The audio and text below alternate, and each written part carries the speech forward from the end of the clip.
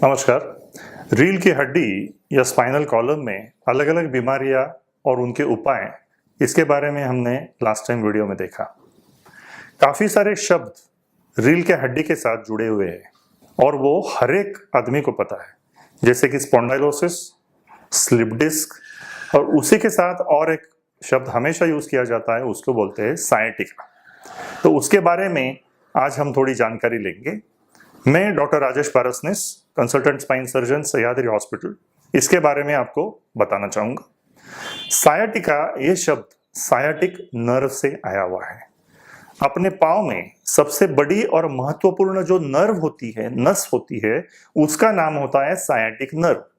तो जो भी दर्द कमर से निकल के पाँव में ये नर्व के कोर्स में नीचे तक जाता है, उसको बोला जाता है सायटिका। अगर आप रीढ़ के हड्डी का मॉडल देखेंगे, ये पीछे का हिस्सा है और ये आगे का। हर एक दो मणकों के बीच में ये नसें बाहर आती है और सबसे आखिरी वाली जो 3 या 5 नसें हैं, वो मिल के सायटिक नर्व बनती है। वो अपने हिप के पीछे से पाँव में जाती है। तो अगर किसी भी कारण से ये नसों पे दबाव आने लगा, नस पे दबाव के कारण नसों पे सूजन आने लगी, तो वो दर्द सायटिक नर्व से नीचे तक जाता है। सबसे कॉमन कारण सायटिका का क्या हो सकता है? स्लिप्ड डिस्क, मतलब कि मणकों के बीच में जो गद्दी होती है कमर में, उसका हिस्सा थोड़ा सा घिसावट के कारण बाहर आके नस पे दबाव आना। ये दबाव के कारण नस में दर्द तो पैदा होता ही है, उसी के साथ झुंझुनाहट, भारीपन या ताकत कम होना, ऐसी बीमारियां भी पेशेंट के साथ नजर आएगी। सायटिका जब पैदा होता है, शुरुआत होती है, तो पेशेंट को चलना मुश्किल होता है। ज्यादातर रुग्ण सायटिका का दर्द बैठते वक्त या चलते समय महसूस करते हैं, सोते समय ये कम होता है।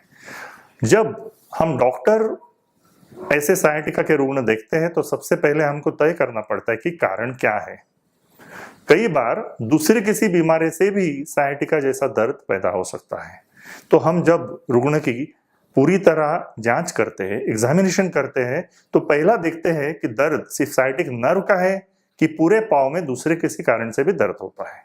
जैसे कि हिप जॉइंट से या खूबे से आया हुआ दर्द कभी कभी सायटिका जैसा महसूस होगा, या सैक्रोइलियक जॉइंट या रीढ़ की हड्डी या कमर की हड्डी के बीच का जॉइंट, उसमें अगर सूजन है तो भी सायटिका जैसा दर्द होगा।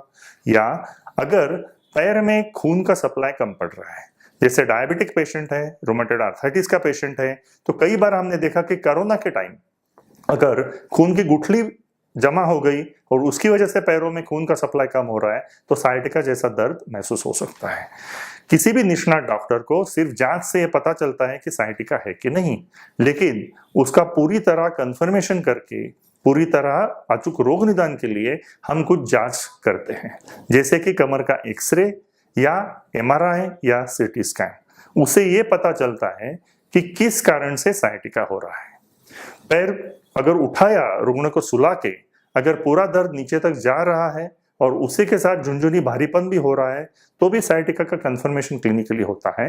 लेकिन MRI ये आज के तारीख में गोल्ड स्टैंडर्ड माना जाता है, कि जिसमें ये पूरी तरह दिखता है कि नस पे दबाव है क्या और किस कारण से है। सायटिका स्लिप डिस्क से तो ज्यादातर दिखता ही है, लेकिन कई बार अगर नस पे दबाव किसी और कारण से आ रहा है, जैसे कि इन्फेक्शन है, एब्सिस है और उसकी वजह से नस पे दबाव है, या तो ट्यूमर पैदा हुआ है उसकी वजह से नस पे दबाव है, या किसी इंजुरी के कारण हड्डी का टुकड़ा उस पे प्रेस कर रहा है, इसके कारण से भी सायटिका जैसा दर्द पैदा होता है। तो सायटिका का उपाय क्या है? सबसे पहली चीज, अचूक रोग निदान, किस कारण से हो रहा है, नस में प्रेशर कहाँ पे है और कितना प्रेशर है। ज्यादातर रुग्ण 80% रुग्ण सायटिका के बिना सर्जरी के ठीक होते हैं।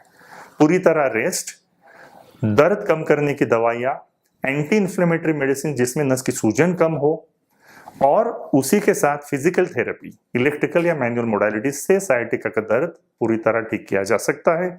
जैसे ही दर्द कम हो, कुछ एक्सरसाइजेस चालू करते हैं, जिसमें स्ट्रेचिंग एक्सरसाइज सबसे पहले आते हैं, इससे भी सायटिका पूरी तरह ठीक हो सकता है। लेकिन अगर सायटिका के साथ पैर में ताकत कम है, नस पे दबाव ज्यादा है, या कोई ऐसी घातक बीमारी है कि जो बढ़ने के कारण आगे जाके कॉम्प्लिकेशन हो, तो ही किसी सर्जरी की जरूरत पड़ सकती है। अगर सायटिका के बारे में आपके दिमाग में कोई भी सवाल आए तो जरूर हमको कांटेक्ट कीजिए। धन्यवाद।